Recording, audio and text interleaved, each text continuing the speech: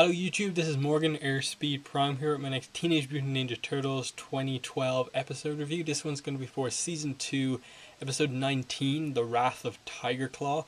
And yeah, finally we return to the plot. You'd be kind of, wouldn't get blamed too much if you said that you forgot about the plot in this show because it's been gone for so many episodes in a row, but at last it's come back.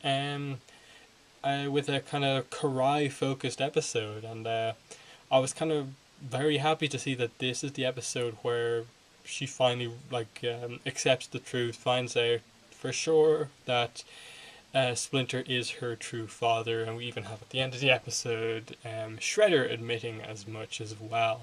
So it was a pretty good episode, just because I was happy to have the focus of this series, the plot, return after a good few episodes of kind of fillery type episodes. And yeah, that's the main thing to say about in terms of general on the episode is this episode also featured the return of Tiger Claw, which was interesting. I like Tiger Claw, but he's not like just my favorite character. He's just like, okay, interesting. And they made him definitely out to be a pretty big deal in this episode, just with how he fought his way through everything to get back to Shredder and get revenge on the Turtles, and especially Casey, and apparently wants to revenge on April as well. Minor annoyance was that after the whole big thing about April's finally reunited with her dad, he's now not mutated anymore, he's back to being a human, they kind of bring him back into the show, and it's just, oh, Kirby's back and he's the dad again, and April has no comment really to make whatsoever. All the emotion drama build up was to that few seconds at the end of that episode where she kind of goes to him in the seconds after he's been mutated and demutated, and we see that, but no full reaction that she's delighted to have her father back in this episode. It's not a huge negative point, but it's a thing that I'm just like, why don't you address this really in the episode? But that was a kind of minor point. That they hinted more at the April Casey romance, with Casey thinking going to cinema was a date, but also April's bringing Irma along, so she doesn't fully consider it a date, but she was kind of happy to hear that Casey's considering it in that way. And again, the concern that she showed when he got injured later on in the episode further hinted at that. So again, I really want them to just do something with the shipping in this show, because there's so much just prod, look, here's a hint at this relationship happening, is this a date? Prod, oh look, Donatello still likes April. Please, before the end of this season, do something with the romance in this show. It's getting to be a little bit of a problem, just like the show has the problem of kind of going back and forth between plot focused episodes and non-plot focused episodes. I have no idea what that noise is, where it's coming from. Someone's using the radio outside or something like that. But anyway, I'll try and go on, even though I'm incredibly distracted. And yeah, come back to the main focus of the episode. The emotional core of this episode really is Karai and her really beginning to lose faith in Shredder, and everything going on with the Foot Clan. She's really kind of going the whole honor route, that she has honor, kind of much like Splinter, and how Splinter has taught the Turtles to have honor, and she really doesn't see that Shredder has any of that, and she's kind of going through the words that Leonardo said to her, that Splinter's your true father, and she's kind of beginning to believe it, as shown at the start of the episode, where she confronts Shredder about it, but before he can say anything, he sends her out on the mission when Tiger Claw comes back, and it's pretty cool what actually happens from here. Again, Tiger Claw presented really well in terms of, this guy is an unbelievably good fighter. But yeah, I found it interesting that they kind of the way they split up the group. That large majority of the episode was Tiger Claw just really kind of beating up Casey, and Casey just no offense in the fight really at all, apart from the very start. And he gets thrown off a roof and gets injured fairly badly. And then even the moment towards the end of the episode where they can't pursue Tiger Claw because Mikey's been injured was very interesting, just because they really haven't done anything too much with like the turtles getting injured from battle that often. They've done it a couple of times, but not maybe enough considering the amount of villains that they've had to face. And this one made it seem fairly serious that Mikey's hurt here. We can't pursue in this case, but yeah, and then surprisingly for a plot focused episode, it's very to the point. There's not a massive amount else to say just because of how the episode ended, with Karai originally going along with the plan to, getting good with the turtles, use kind of the fact that April might believe her to get the turtles to believe her, to go down into their lair in the sewer and lead Tiger Claw to them. But then obviously Splinter uses this to his advantage and shows her actual proof that she is his daughter, and then she immediately switches around and realizes that, whoa, I made a huge mistake here. You were actually telling the truth. And that was definitely one of my favorite part of the episode, just when she's walking into basically kind of Splinter's kind of calm zen kind of tree area, the complete opposite sort of area to Shredder's kind of area, his kind of throne room almost.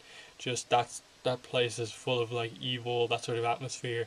And then she goes into this place that's just full of, calm, soothing honor and stuff like that, and she kind of seems at home here, and you really get the sense that she kind of does see this guy as her father now, and that's going to be very cool, I suppose, once we get back to seeing some Splinter and Karai kind of interactions, because obviously the episode ends with her making the decision in the fight with Tiger Claw to side with the turtles and fight against Tiger Claw, and he gets the advantage and basically uses the fact that the turtles won't want to hurt her now that she switched sides, to get himself out of the situation. But she's now basically prisoner of Shredder, which interesting position to put her in, but I like that it's 100% confirmed. The side switch is now complete. There's not going to be any drama, doubt, will she, won't she, that's not going to be the thing. It's happened now, but it hasn't gone perfectly smoothly. It's not just that they have another team member, they now have to go after and get this team member back, and that's really good. And they have presented Leonardo's kind of plot point for the season. They're finally getting around to giving him some kind of development, coming back to this whole Karai thing. He's the one who kind of believes in her the most. He's kind of, the kind of perfect, son, perfect student of Splinter, and he sees them as his sons, and he has this kind of thing that he kind of wants her as a sister almost, and stuff like that. But yeah, as I said, moments like Karai walking into the kind of place with the kind of calming tree, and her talk with Splinter, and what he says to her that be who you want to be, not who kind of others think you should be. Something in or around that. It was a very kind of nice line that really kind of hit home to her, and again portrayed the difference between Splinter and Shredder. That one is just cruel and like, I'm going to send you off with this guy for a mission to take revenge, and then despite everything that she's kind of put Splinter through and all the doubts and stuff like that, the first thing he really says to her is this great piece of advice that is like, don't just side with me, make the choice yourself, and that was very good, I think. Final scene I want to mention is just that scene that I kind of hinted at before, the Karai and April scene where they got to talking. Admittedly, the scene switches around a little bit because you then realize that she wasn't quite being sincere in this scene, and it was just to kind of trick April to get her to kind of believe her. But it was a nice scene between the two girls because you effectively have kind of April already in that position of kind of being like a kind of pseudo daughter to Splinter. Like, she's in that position. Karai sees April as this person who she could be if indeed Splinter is her father. That Karai realized, April fights with honor. She's being trained very, very well and stuff like that. Um, and it just worked. And then, like, the way April believed her, it was very cool. Um, Again, coming back to the fact that Mae Whitman is the voice actress for April, who's also the voice actress for Katara from Avatar: The Last Airbender.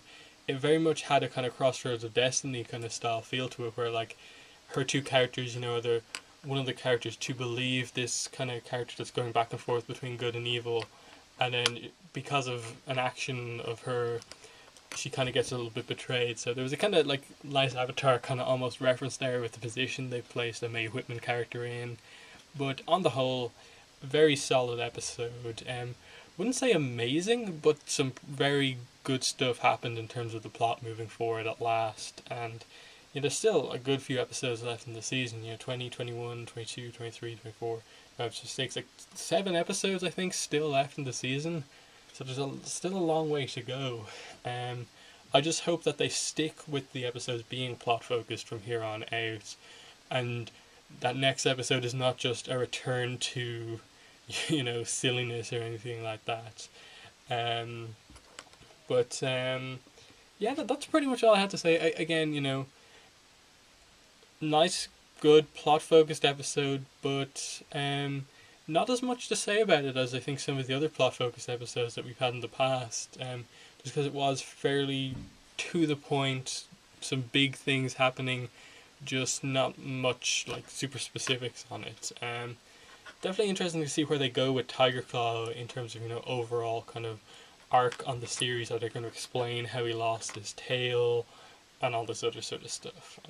And but yeah, so I suppose this episode as well, the one other thing it did is that it kind of has given the show back a story that it can now go through with, in that it had just been kind of running on the fact that there's mutagen canisters everywhere, we've got to sort this out. Now it's presented that, okay, we know Karai's on our side, she's been kidnapped now effectively, we have to go and save her, along with still dealing with the mutagen, along with still dealing with the Krang. So happy to have some overarching plot, like a goal in mind back in the series, so that's pretty cool. And also the location of the Turtles base has now been compromised as well, I think. So that could be a plot point going forward into the rest of the series. But yeah, thanks for watching this video review, and bye.